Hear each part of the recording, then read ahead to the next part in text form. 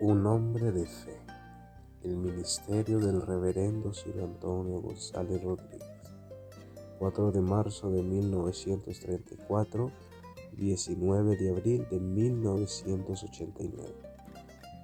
Nació en el municipio del Socorro, Santander.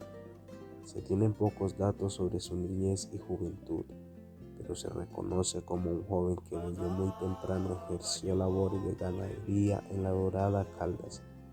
Ayudaba a sus padres con aportes para el sustento del hogar. Después se trasladó al municipio de San Vicente de Chucurí, en Santander. Allí aceptó al Señor como su único y suficiente Salvador en el año 1960, pero no sabía que Dios ya tenía un plan trazado para su vida. Estaba agradecido con el Señor y con la iglesia que lo bautizó y le dio la oportunidad de comenzar a predicar, aún antes de acudir a las aguas bautismales, según el testimonio de su esposa.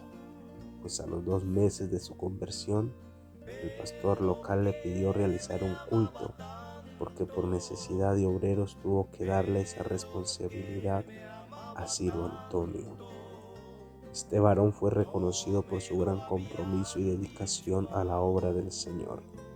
Después de algún tiempo regresó al Socorro para visitar a sus padres que residían allá. Cuando llegó a su tierra natal se encontró con una pequeña congregación que no tenía pastor. Los hermanos, tras ver la capacidad y dedicación de ese siervo, se regocijaron con su llegada. Esa pequeña grey, no mayor de 10 creyentes, oró al Señor y pidió la dirección del Espíritu Santo. Unánimemente le solicitaron al hermano Ciro González que se pusiera al frente del grupo en ese lugar. Fue así como Dios empezó a usarlo de una manera gloriosa y poderosa. Comenzó pronto a dar un crecimiento maravilloso durante el tiempo de su apostolado. El grupo, entre tanto, se mantenía independientemente, a pesar de que algunas misiones ofrecen dádivas a cambio de que se integraran a sus filas. Ellos oraban a Dios para que les guiara qué decisión habrían de tomar. Entonces el pastor Ciro Antonio González se aferraba al Señor como viendo al invisible. Iniciando el año de 1963, se logró tener contacto con el pastor puertorriqueño Luis M. Ortiz, por intermediación del misionero Luis Candelario Cortés, que residía en Cali, Colombia, y sabía de ese pequeño remanente. En el mes de febrero, Dios guió a sus misioneros de Puerto Rico para visitar el Socorro y hacer una preciosa campaña evangelizadora con ese grupo de hermanos. Después de un buen tiempo de oración y ayuno, Dios orientó al siervo Ciro Antonio González a unirse a esos modestos esfuerzos del movimiento misionero mundial en el mes de agosto. Se fortaleció ese ministerio y Dios comenzó a mostrar el propósito que tenía con su siervo. El 5 de diciembre de 1964 contrajo matrimonio con la joven creyente Carmenza Rueda García. Años más tarde Dios les dio 6 preciosos hijos.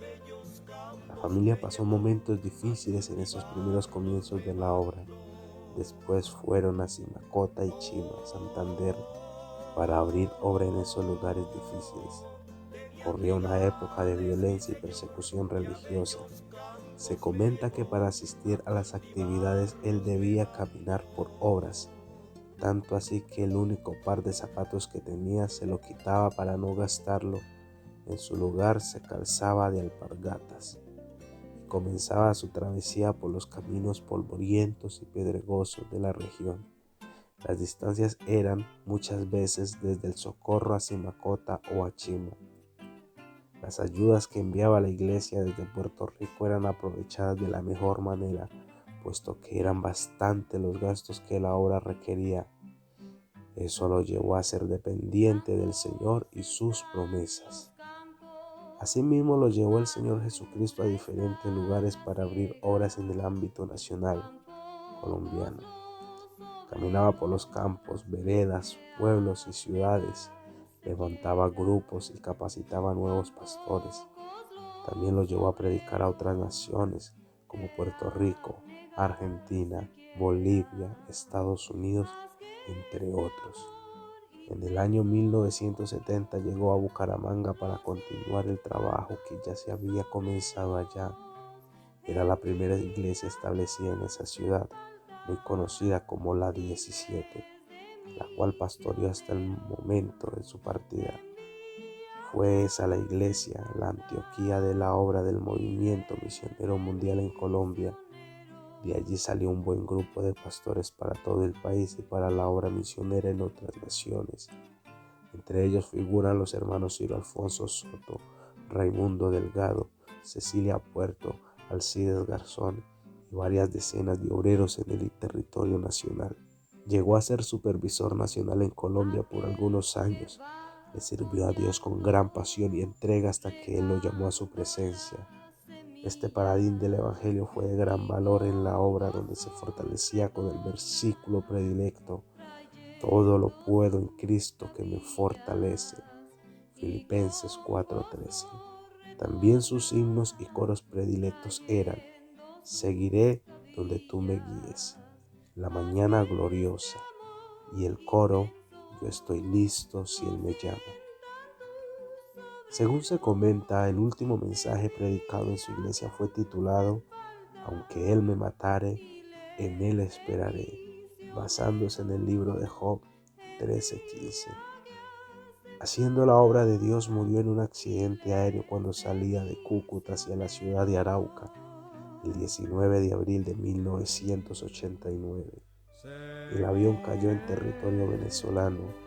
Su muerte generó gran luto para la iglesia del movimiento misionero mundial en el orbe. Su cuerpo se encontró a finales del mes de junio y fue enterrado el 1 de julio de 1989. Cumplió la palabra que dice: he peleado la buena batalla, he acabado la carrera, he guardado la fe, por lo demás me está guardada la corona de justicia, la cual me dará el Señor, juez justo, en aquel día, y no solo a mí, sino también a todos los que aman su venida. Segunda de Timoteo 4:7-8. Amén.